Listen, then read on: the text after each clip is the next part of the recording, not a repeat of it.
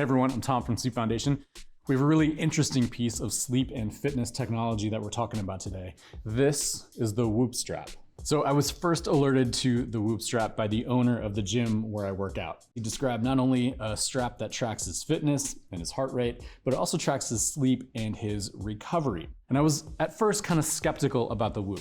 But look, I work in the field of sleep, I review sleep products for this channel, so I thought it was worth a shot. So in this video, we're gonna take a look at just what this device does, how to interpret the data it does give you, and then we're gonna talk to the Vice President of Data Science and Research about why our sleep and recovery scores are the central feature of this device.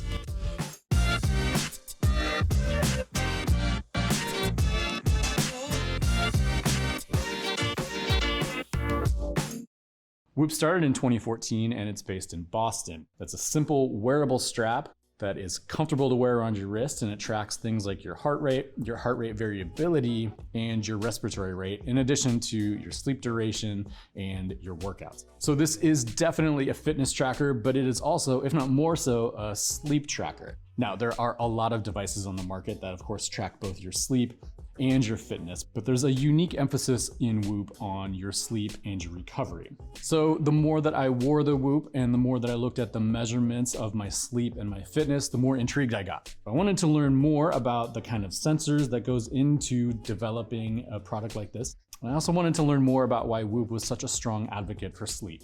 So I talked to Emily Capodilupo, who is the Vice President of Data Science and Research at Whoop. And so we really understood quickly that it didn't matter how good your training was. If you weren't sleeping well, you weren't going to recover and you weren't going to be ready to perform. And so the kind of founding principle was really that. It was let's help people who are so motivated to do everything they can feel comfortable not doing everything they can. So as you can see, the strap itself offers a fairly minimal design. There's no screen, there are no buttons to it. It is just these sensors underneath. Now, I have the strap in the black onyx color. The strap itself is available in a myriad of different colors. I just chose black because I like the very sleek, kind of minimal nature of this black, and it's fairly comfortable to wear. This is a device that you can wear 24 hours a day, and it is very comfortable. It kind of just disappears. You don't really even notice that you're wearing it. Now, I should note that we are looking at the Whoop 3.0. Earlier this fall, Whoop debuted their Whoop 4.0. And the difference between the 3 and the 4 is simply a smaller design on the 4.0. It also measures your blood oxygen and your skin temperature. We tried to get our hands on the Whoop 4.0, but like a lot of things in 2021, shipping was quite delayed. So we're gonna roll with the 3.0. But as I said, this is a fairly sleek and simple design. Like, you just get this. And I was curious why, in a sea of tech devices that offer more features and bigger screens and more notifications, I was curious why Whoop opted for such a simple, straightforward design. I mean, I think one of the things that we were aware of from the start is that we weren't trying to be the most fashionable accessory or super in your face. We really wanted wearables to just disappear on your body.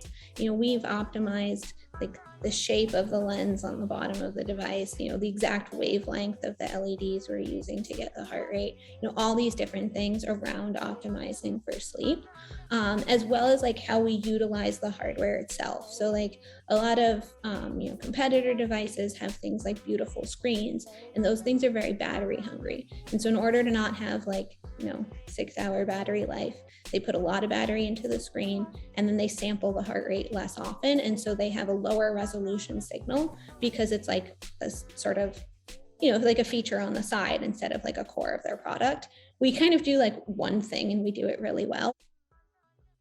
So as Emily said, this is a super simple design. There's nothing on it that really beckons for your attention. It doesn't give you any alerts or notifications throughout the day. If you want any information about what information it's collecting on you, you need to visit the app on your phone. So let's head over to the app. We'll take a look at the different categories that are available to us. So as you can see from this app, you have a strain score that it calculates.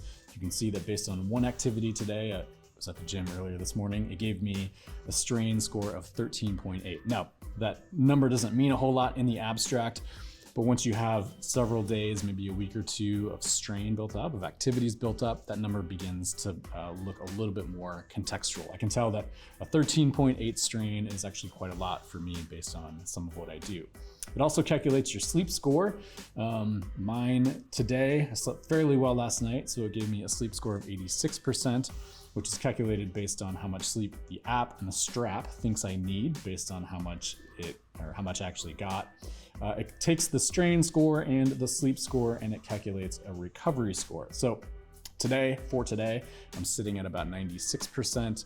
That means I got pretty good sleep and I didn't push myself too hard to outpace the sleep that I did get. Again, if you have a score that's in the green, so 90-ish%, you can feel pretty comfortable to push your body the following day during a workout, or you can see earlier in the week, Monday, I didn't sleep all that well. Sunday into Monday night, I got a recovery score of 31%. And so a number like that, again, is your app and your strap, and in some ways your body telling you, take it easy today. You don't need to push yourself so hard.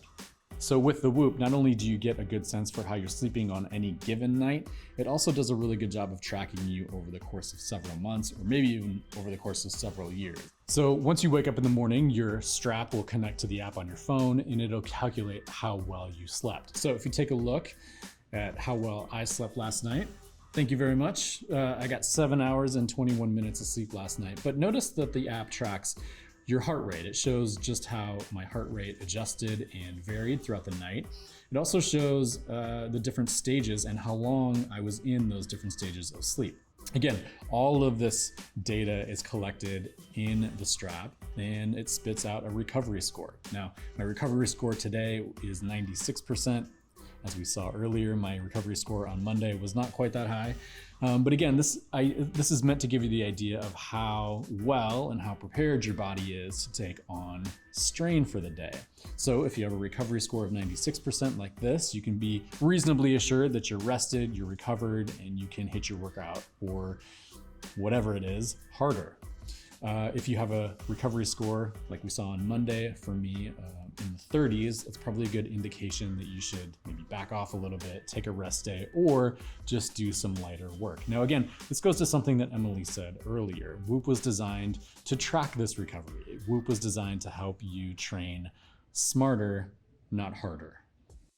So I mentioned at the beginning that it was the owner of the gym where I go that recommended the Whoop to me. Now, I do CrossFit about 5 or 6 days a week, and the more I looked into the Whoop, the more I realized actually just how big it is in the CrossFit community. And not only the CrossFit community, Tour de France riders wear the Whoop, NHL players wear the Whoop. It really is a product that they've designed for elite athletes. Now look, I love going to the gym. It's kind of a good stress relief and just a good community of people that I can be around, but I am not an elite athlete. So the question that was kind of lingering for me is, if you're not an elite athlete, or if you're not even an athlete at all, if you're not someone who works out on a regular basis, is this a relevant product for you? And as I said earlier, the data that it collected and gave me in the app was kind of overwhelming. It took me a few days to really understand how to speak the language of the app.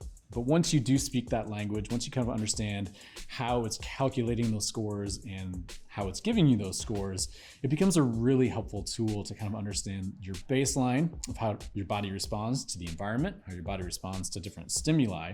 And it can be a really helpful tool for any athlete, really any non-athlete, any person who's just kind of interested in learning more about their body through the data. Well, my special thanks to Emily Capodilupo from Whoop. She was an amazing conversation partner. I learned a ton about Whoop and about the strap. So thank you, Emily, for so much of your time. For my full conversation with Emily, check out the link in the description below. If you want to know more about sleep trackers and see Sleep Foundation's picks for top sleep trackers, head over to sleepfoundation.org. And if there's anything you'd like to see us review, hit us up in the comments below. That's it for this one. Sleep well.